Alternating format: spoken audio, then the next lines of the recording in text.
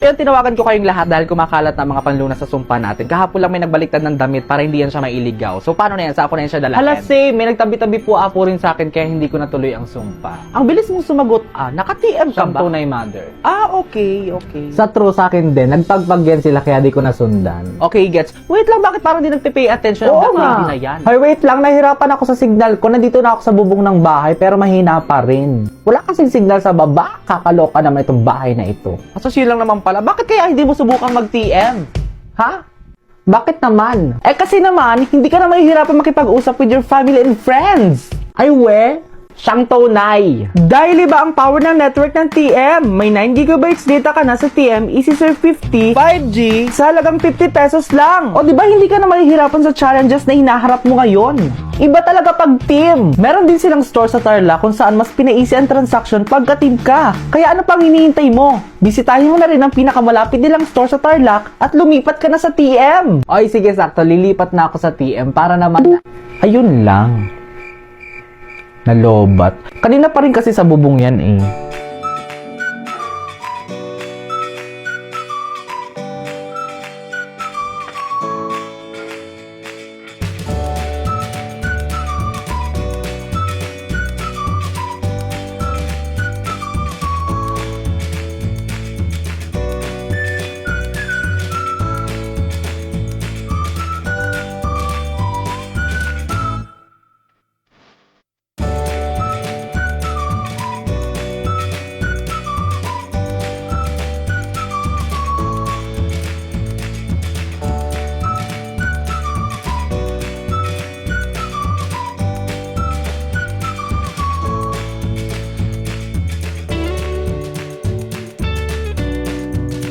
Ano pa ba ang pwede kong gawin na uubra upang maakit siya? Palagay kaya ako ng tato, magpatubo ng balbas sa nguso, magpalaki ng muscle sa braso, magpadagdag ng puwet kay belo. Buksan mo, papasukin ako, bulaklak para sa'yo. Uy, pero Mare, malapit na yung birthday mo, ha? Yun na nga, i-invite kita. Mag-ingat ka, baka may mangyaring masama. Ay, sus, wag naman. Kumatok tayo sa kahoy Saan, na Mare, dito ba? Oo, dyan. Yan, okay na. Ay, nakita mo yun? Nakita ko nga. Kinalto ka na kumare. Malakas nga eh. Para saan yun? Paniniwala nila yan para makaiwas sa malas. Ay, ano yun? Tapos ililipat sa atin yung malas? Ay, hindi magandang biro yan, mare. Kaya nga, pero wag mo na lang Ay, patulan. ako ng ganyan, gaganti ako. Ay, ano naman. yan? Mare, bakit mo naman kinalto Ay, hindi ka? pwede yan. Ano, sila lang ang pwedeng kumalto? Wag mo na lang ang patulan. Ayoko na ganyan. Bakla ka, bakit nandito ka pa? Bakit hindi ka sumama kay Cinderella? Diyos ko, ayoko sumama dyan. Nakakaloka yung babae na yan. Ay, bakit naman? Ay, the last time na sinamahan ko yun, inabutan kami ng 12 a.m. Oo, ano nangyari? O, ayaw, naginom naman kalabasa yung karwahe. O, ano naman ginawa niyo sa kalabasa? Ano pa nga ba, ginataan? As always. Nakakaloka yung Naman. babae na yan. Hindi man lang kayo namigay. Hay, mga bakla! Ay, na pala si Cinderella. O, di ba 8 p.m. na ba't nandito pa yan? O, bakit ka bumalik? Nawawala kasi yung tsinelas ko. O, tingnan mo na sinasabi ko sa'yo. Burara talaga yan. Oo nga. Hindi pa ka lang nakakapunta ng palasyo, nawawalan agad yung sanda. Ganyan yan siya. Kawa-awa naman, samahan nyo na kasi. Ayoko sabahan yan. Ayoko din dyan. Grabe naman Ayoko kayo na lang. Hoy, Disney princess pa rin naman Ayoko yan. na ganyan.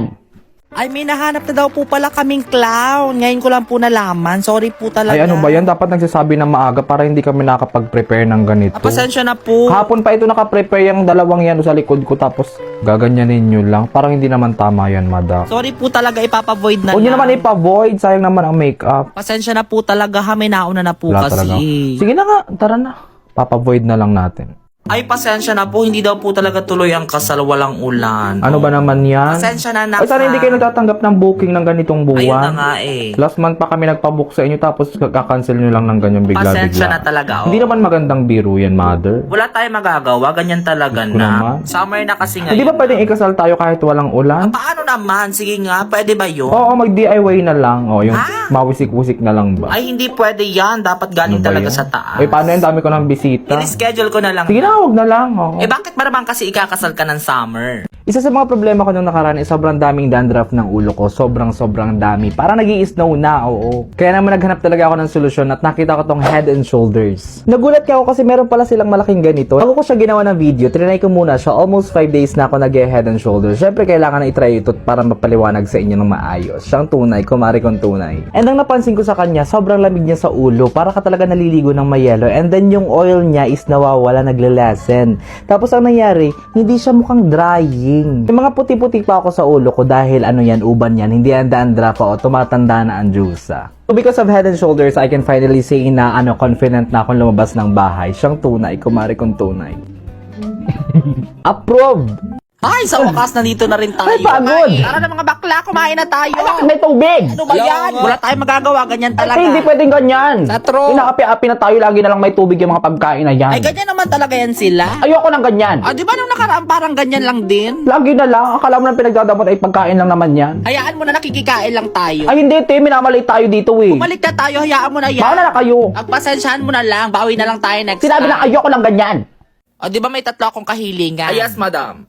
Perahin mo na lang. Ay, hindi pwede yung ganyan, madam. Dapat ang kahilingan ay isa-isa lang. Saka wag mo naman perahin. Yung ibang ang hinihiling ay good health, tapos peperahin mo Marami naman. kasi akong babayaran. Hindi namin kasalanan kung may uhulugan kang Durabox or sa paluwagan man yan. Dali na. Gawa mo yan ang paraan. Iba na lang. Perahin mo na lang ha. Ay, ayaw namin ng ganyan. Ibalik mo na lang ako sa takuri, madam. Di tayo nagkakaintindihan. Ayoko ng ganyan. Bigyan mo ako ng pera. Ayoko na ganyan.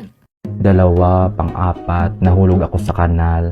Pangatlo, kumain ako ng chocolate. Mare, anong ginagawa mo dyan, Mare? Binibilang ko nga, Mari, kung ilan na lang yung natitira kong buhay. O, ilan na lang? Ayun na nga, hindi ko nga alam kung ilan na. Bakit ka kasi nagbibilang? Ano ba nangyari? Nahulog ako sa second floor kanina eh.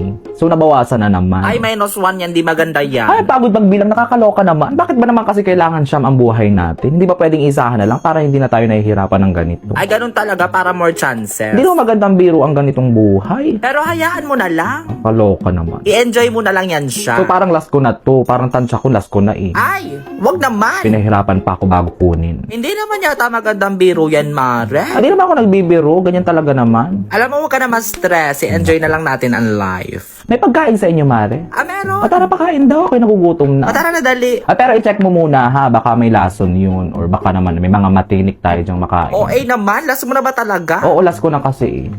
Tara, kumain tayo, nagugutom ako. Excuse me, may boyfriend na ako. Okay lang yun, di naman ako siloso eh. Pero ang boyfriend ko, seloso. Ha? Huwag mong sabihin, si Kalbo na naman yung boyfriend mo. Sinong kalbo? Yung pangit yung kalbo. Yan ang boyfriend ko.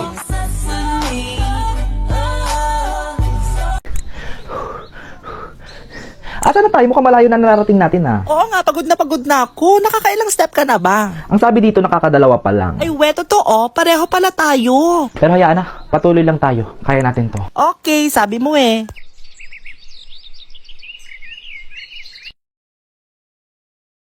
Yung mga nasa hulihan, Ayun na, galit pakibilisan. Nakakalokan. Pag dumaan dito, huwag nang dadaan dito. Kaya parang gigigil na ako sa inyo. Sige po, ulitin na lang Tabi-tabi natin. po, para wala na apo. tayo. O, teka lang, may tao. Ililigaw ko lang ito madali. Ay, hala, may mga tikbalang. Buti na lang. Baliktad ang damit natin. Ay, baliktad ang damit. Sige, okay na yan. Huwag na hayaan nyo na yan.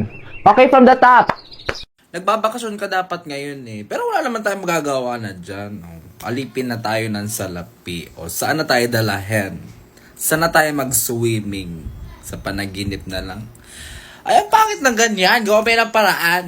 O, Mari, bakit sabi nagre-reklamo ka naman? Di kasi daw? naman, naiinis naman ako, te. Kasi parang hindi naman ako pinag-isipan. Bakit naman? O, di ba, ikaw ang pangalan mo ay Mango. Ah, tapos? O, Mango ka, di ba? Pero dilaw ka naman. Ay, oo. Di ba, parang obvious naman kasi sa akin, te. Orange, wala na bang ibang pangalan? Nakakalopa naman. May point ka dyan. Dapat kasi, ginagawa nila ng paraan niya mga yan. Hindi tamad naman kasi gumawa ng pangalan. O, ano ba sana talaga ang gusto mong pangalan? Ay, ang gusto ko sana ng pangalan ay Charmaine. Ay, ang ganda no. O, sayang. Ayawan ko ba dyan? Ipanotaryo natin yan. Sana naman ay baguhin, no? Oo, Charmaine. Kuya, magkano dito sa alimangon nyo itong bakla? Wow, kung makabakla ka naman na ikaw naka-crossdress sa ating dalawa. Ikaw pinangungunahan mo ang gender ko ha, hindi ako natutukan sa ganyan. Hindi ba pwedeng bisexual muna? Ay, hala, sorry. Nakakaloka ka bakla, ikaw dapat naiintindihan mo ako at ganyan ka. Ay, sorry na, hindi ko talaga alam. Be, hayaan mo na Malas ako ka ng dito. patulan. Hindi be, ayoko ng ganyan.